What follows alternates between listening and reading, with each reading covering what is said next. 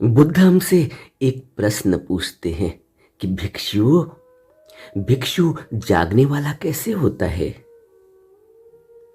फिर कहते हैं कि भिक्षु दिन में चलते फिरते रहकर या बैठकर चित्त के आवरण मलों से चित्त को शुद्ध करता है। रात्रि के प्रथम प्रहर में चलते फिरते रहकर या बैठकर चित्त के आवरण मलों को से चित्त को शुद्ध करता है। और रात्रि के मध्य प्रहर में पांव पर पांव रखकर दाईं करवट सिंह सैया से लेटता है। स्मृतिमान उठने के संकल्पों को मन में जगह देकर रात्रि के अंतिम समय में अंतिम प्रहर में उठकर चलते फिरते रहकर या बैठकर चित्त के आवरण मलों से चित्त को शुद्ध करता है। इस प्रकार भिक्षु जागने वाला होता है। और किन चार बातों से भिक्षु पतन के अयोग्य हो जाता है और निर्वाण के समीप ही उसको समझना चाहिए। तब बुद्ध कहते हैं, सीले पतिष्ठितो भिक्खु इंद्रियेषु च संबुतो। भोजन में ही च मत्तिंजु जागरियम अनुयुज्यति एवं विहर्मानो पि अहरोत मतंदितो भावयम कुशलम धम्मम योगखे मस्पत्तिया अपमादरतो भिक्खु पमादे भय दस्यवा अबब्बो परिहाणाय निब्बाण सेव संतिके। जो भिक्षु सील में प्रतिष्ठित होता है, जिसकी इंद्रियां संयत हो जाती हैं, जो भोजन के विषय में मात्रा का ज्ञान रखता है तथा जो जागृत रहता है, वह इस प्रकार विहार करता हुआ रात दिन आलस्य से रहित होता है। योगक्षेम की प्राप्ति के लिए कुशल धर्म की भावना करता है। इस प्रकार प्रमाद में भय मानने वाला अप्रमादी भिक्षु पतन के अयोग्य हो जाता है। वह निर्वाण के समीप ही चला जाता है। उसे निर्वाण के समीप ही समझना चाहिए। अपमादरतो भिक्खु पमादे भयदस्यवा। वह प्रमाद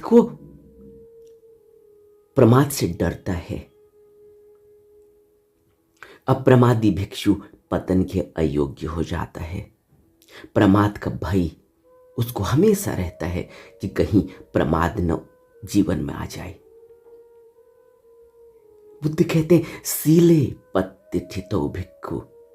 जो सील में प्रतिष्ठित हो गया, जिसने इंद्रियेषु च संबुतो, जिसने इंद्रियों को अपने वश में कर लिया, जिसकी इंद्रियां संयत हो गई और जिसने भोजन में मात्रा को जान लिया और जिसके अंदर जागरण खिल गया, जो जागृत रहता है और विहार करता है तो जागते हुए करता है, दिन रात आलस्य रहित रहता है, उसे वह भिक्षु कहते हैं। जो भिक्षु अब पतन के अयोग्य हो गया, जो भिक्षु अब जागने वाला हो गया। यह बुद्ध परिभाषा दे रहे हैं एक भिक्षु की, जो भिक्षु निरंतर अभ्यास करते हुए अपने जीवन को पूरी तरह से अप्रमाद में ले जाता है, कुशल धर्म की भावना करता है, दिन रात आलस्य रहित होता है और अपने जीवन को देखते रहता है कि कहीं इसमें प्रमाद न उतर जाए। प्रमाद का भय उसको हमेशा बना रहता है। जब तक हमारे जीवन में प्रमाद का भय नहीं बना रहेगा, तब तक हमें पता ही नहीं चलेगा। प्रमाद का भय ऐसा ही होता है जैसे आपने देखा होगा किसी छोटे से बच्चे को जब माँ खिलाती है, जब माँ उसको अपने आसपास में उसको खिलाती है, उसको उठाती है, उसको बैठाती है, तो यह ध्यान रखती है कि कहीं यह बच्चा आग में हाथ न डाल दे, क्योंकि आज भी पहाड़ों में, आज भी दूर दराज के इलाकों में आग जलाई जाती है। आग के आसपास बैठकर वह लोग अपने शरीर को गर्म रखते हैं, उसी में भोजन बनाते हैं। और बच्चे को चौबीसों घंटे एक भय उनके मन में बना रहता है कि कहीं बच्चा आग के नज़दीक जाकर आग में हाथ न डाल दे। बार बार माँ उसको बचाती रहती है, उसको डराती रहती है कि आग में हाथ न डालना, आग में हाथ डालेगा तो जल जाएगा। वो बार बार उसको डरा डरा कर उसके हाथ को आग से बचाती है। वो बार बार आग में हाथ डालने की कोशिश करता है। बच्चा है, बिल्कुल ही अबोध बच्चा। तो कभी आपने अगर पहाड़ों की यात्रा की हो, कभी आप पहाड़ों में रहे हों, कभी आप दूर दराज के इलाकों में रहे हों, तो आप इस बात को बड़ी आसानी से देख सकते हैं कि किस तरह से माँ बाप, किस तरह से घर परिवार वाले बच्चे को आग से बचाते हैं।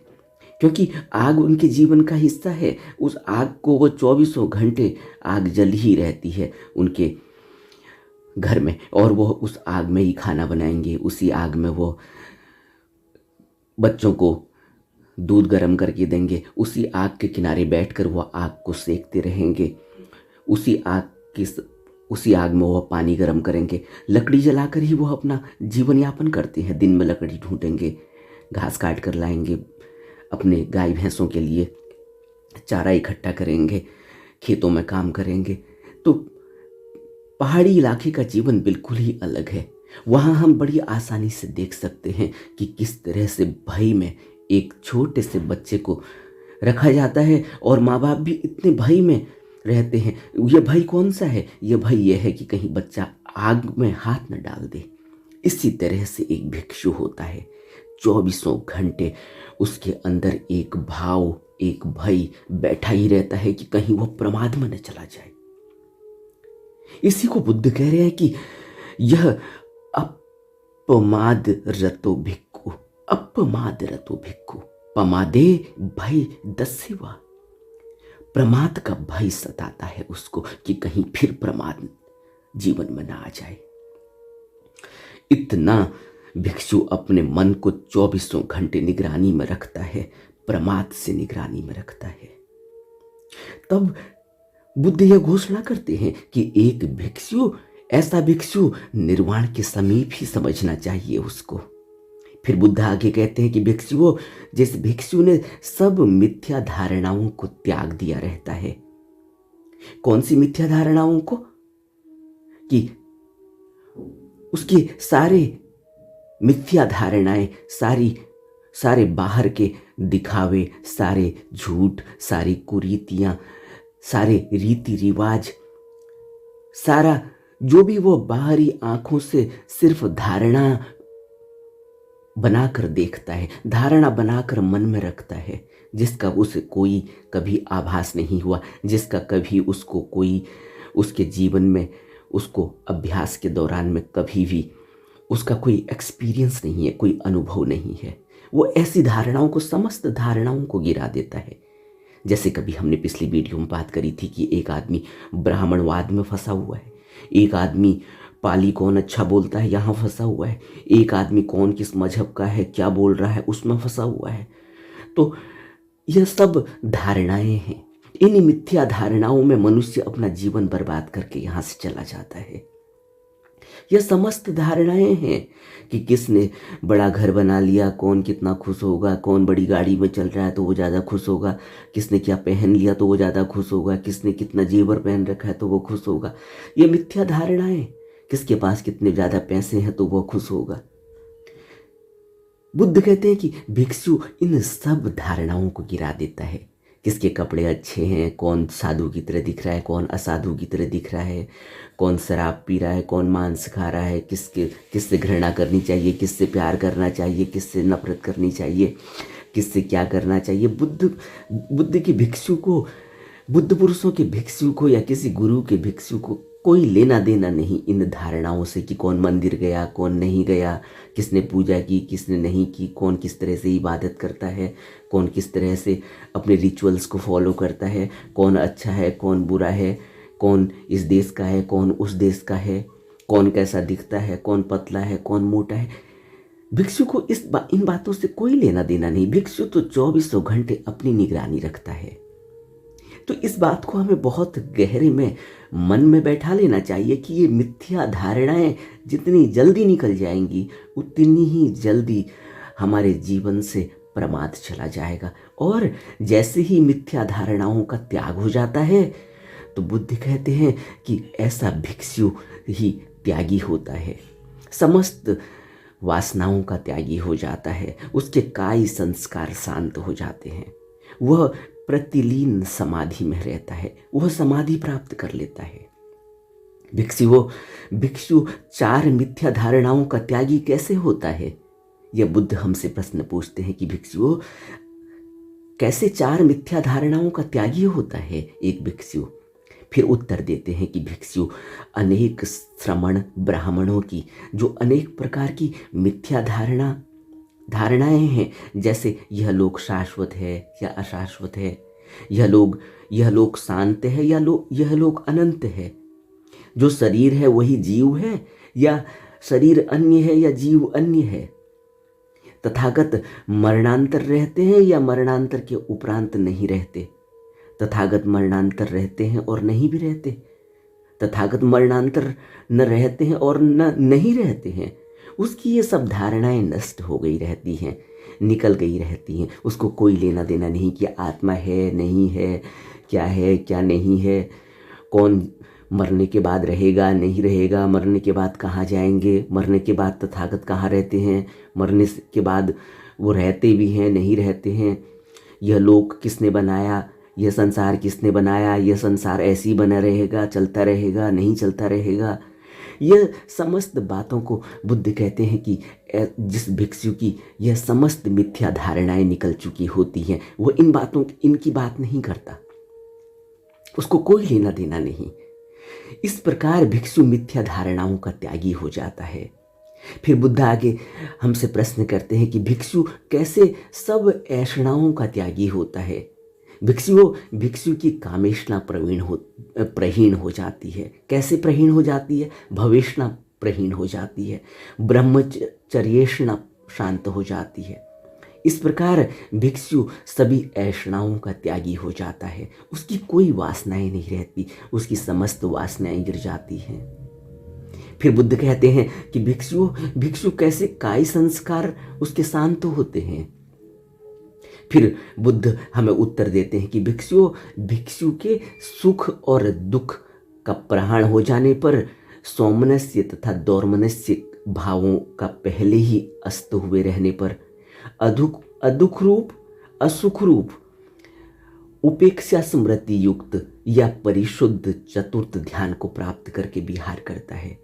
इस प्रकार का भिक्षु कायी संस्कार से शांत हो जाता है।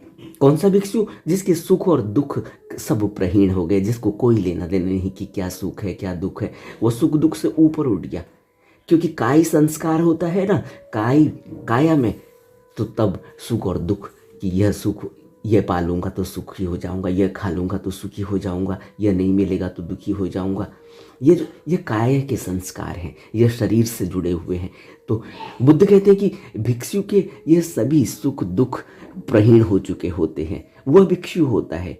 उसी को भिक्षु कहते हैं जिसके कायी संस्कार शांत हो जाते हैं। उसको कोई लेना देना नहीं क्या दुख है क्या सुख है, क्या अदुख है क्या असुख है, किसने उपेक्षा करी किसने अपेक्षा करी, क्या मिला क्या नहीं मिला, किससे मैंने क्या आस लगा रखी है। उसकी कोई आस किसी से नहीं होती। वह तो हमेशा ही स्मृतिवान रहता है कि वह किसी भी प्रकार के सुख दुख में नहीं है। इसको बुद्ध कहते हैं कि ऐसे भिक्षु के कायी संस्कार शांत हो जाते हैं। इसीलिए बुद्ध ने अपने सारे उपदेशों के बाद हमें अंत में मध्य मार्ग की बात कही कि बुद्ध की एक भिक्षु को मध्य मार्ग का से आरंभ करना चाहिए। क्यों मध्य मार्ग से क्यों करना चाहिए? मध्य मार्ग आखिर क्या है?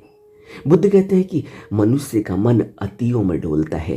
कभी वो धन के पीछे पागल होता है, कभी वो पद के पीछे पागल होता है, और एक दिन ऐसा आता है जब धन व पद की दौड़ से थक जाता है, फिर मन भर जाता है तो इसके विपरीत चलने लगता है। फिर कहता है कि मुझे अब धन को छूना भी पाप है, अब मुझे धन नहीं चाहिए। फिर कहेगा पहले स्त्री का दीवाना होगा या आदमी का दीवाना होगा, फिर कहेगा मुझे अब स्त्री से कोई लेना देना नहीं, मुझे अब आदमी से कोई लेना देना नहीं।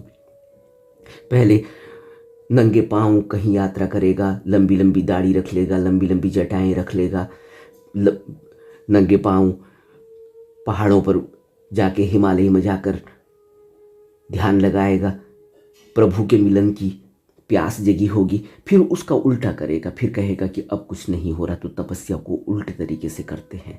फिर व्रत करेगा, उपवास करेगा, उल्टा लटकेगा, शरीर को कष्ट देगा, एक हाथ से एक पाँव से चलेगा, लेट कर चलेगा, लुढ़क कर चलेगा, एक पाँव पर खड़ा रहेगा।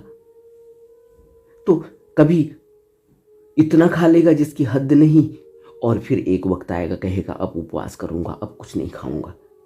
तो बुद्ध कहते हैं कि इस तरह से आदमी एक अति से दूसरी अति में डोलता है। कभी सारे कपड़े छोड़ देगा, कभी कपड़े पहनने की प्यास जगेगी, कभी संसार में घूमने की प्यास जगेगी, कभी संसार में घर बनाने की प्यास जगेगी, कभी घर छोड़ने की प्यास जगेगी। तो बुद्ध कहते हैं कि यह सब अतियां हैं। एक अति से दूसरे अति में मनुष्य डोलता है, यह मन का स्वभाव है। मन इसी तरह से कृत्य करता है। तब बुद्ध ने कहा कि मध्य में रहो, अति पर मत जाओ। मध्य में मार्ग है, न भोगी बनो न त्यागी बनो, न संसार न मोक्ष, न धन के दीवाने रहो और न धन छोड़ने के दीवाने। दोनों के बीच में रुक जाओ, न आलसी बनो न हड्डी तोड़ मेहनत करो कि शरीर ही खराब हो जाए। मध्य में रहो, सम्यक जीवन जियो। बुद्ध ने कहा सम्यक जीवन। सम्यक जीवन का अर्थ होता है पूरे होश में मध्य में खड़े होकर जीवन को जीना। जीवन की ऊर्जा हमेशा ही संतुलित रहनी चाहिए। साक्षी भाव को जगाओ, जागरूक बनकर देखो, जो हो रहा है उसको देखो, जो भी चल रहा है बीच में खड़े होकर देखो। तुम बीच में रहो। इस बीच में रहने की कला का नाम ही मध्य मार्ग है। जो व्यक्ति बीच में रह जाता है वही मुक्त हो जाता है। बुद्ध ने हमें मध्य मार्ग दिया। हमें बुद्ध के वचनों को अपने जीवन में उतारने के लिए गहरा अभ्यास करना होगा। बुद्ध के बताए हुए वचनों को अपने जीवन में उतारने की कोशिश करनी होगी। अपने जीवन को इस तरह से ढालना होगा, निरंतर अभ्यास करना होगा, निरंतर प्रयास करना होगा। जो अभी हम ऊपर सुन के आए हैं कि बुद्ध कि भिक्षु कैसा होता है। भिक्षु निरंतर जागने वाला होता है, स्मृतिवान होता है, और भिक्षु के अंदर भय रहता है कि कहीं वह प्रमाद में न उतर जाए, कहीं उसका जीवन फिर से प्रमादी न हो जाए। इस तरह से भिक्षु बहुत ही सचेत जीवन जीता है। हमें बुद्ध के वचनों को अपने जीवन में उतारने की कोशिश करनी चाहिए, निरंतर ध्यान करते रहना चाहिए और सकारात्मक दृष्टि से जीवन को देखना चाहिए। मध्य मार्ग में होकर जीवन को जीना चाहिए, मध्य मार्ग में रहना चाहिए। नमो बुद्धाय।